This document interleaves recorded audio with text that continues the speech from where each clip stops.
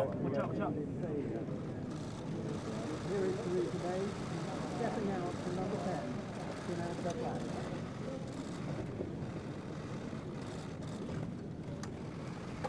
Ever since I first stepped through the door behind me as Prime Minister, I have striven to make the United Kingdom a country that works not just for a privileged few, but for everyone, and to honour the result of the EU referendum. Back in 2016, we gave the British people a choice. Against all predictions, the British people voted to leave the European Union. I feel as certain today as I did 3 years ago that in a democracy, if you give people a choice, you have a duty to implement what they decide. I have done my best to do that. I negotiated the terms of our exit and a new relationship with our closest neighbours that protects jobs, our security and our union. I have done everything I can to convince MPs to back that deal. Sadly, I have not been able to do so. I tried 3 times. I believe it was right to persevere, even when the odds against success seemed high.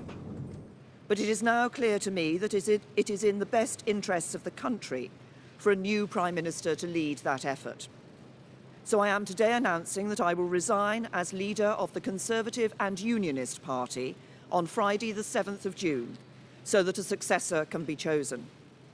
I've agreed with the party chairman and with the chairman of the 1922 committee that the process for electing a new leader should begin in the following week. I have kept Her Majesty the Queen fully informed of my intentions, and I will continue to serve as her Prime Minister until the process has concluded. It is, and will always remain, a matter of deep regret to me that I have not been able to deliver Brexit. It will be for my successor to seek a way forward that honours the result of the referendum.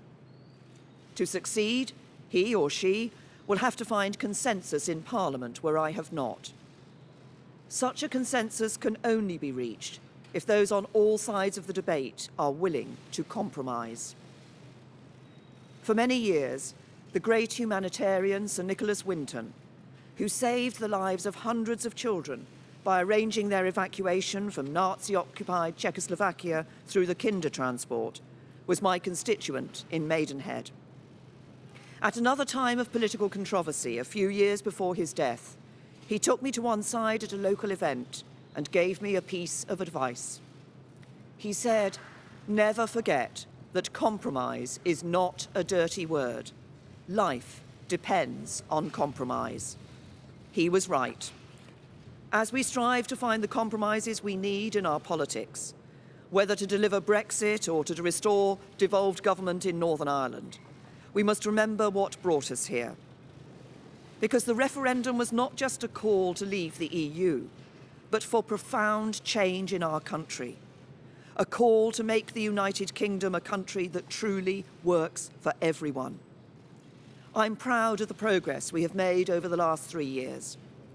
We have completed the work that David Cameron and George Osborne started. The deficit is almost eliminated. Our national debt is falling and we are bringing an end to austerity. My focus has been on ensuring that the good jobs of the future will be created in communities across the whole country, not just in London and the South East, through our modern industrial strategy. We have helped more people than ever enjoy the security of a job. We are building more homes and helping first-time buyers onto the housing ladder, so young people can enjoy the opportunities their parents did. And we are protecting the environment, eliminating plastic waste, tackling climate change, and improving air quality. This is what a decent, moderate and patriotic Conservative government, on the common ground of British politics, can achieve, even as we tackle the biggest peacetime challenge any government has faced.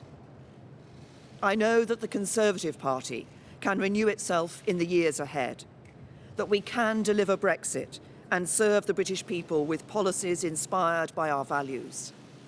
Security, freedom and opportunity. Those values have guided me throughout my career.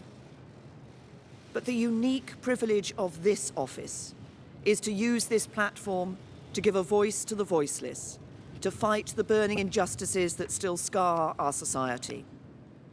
That is why I put proper funding for mental health at the heart of our NHS long-term plan. It's why I'm ending the postcode lottery for survivors of domestic abuse. It is why the race disparity audit and gender pay reporting are shining a light on inequality, so it has nowhere to hide. And it is why I set up the independent public inquiry into the tragedy at Grenfell Tower, to search for the truth, so nothing like it can ever happen again, and so the people who lost their lives that night are never forgotten. Because this country is a union, not just a family of 4 nations, but a union of people, all of us.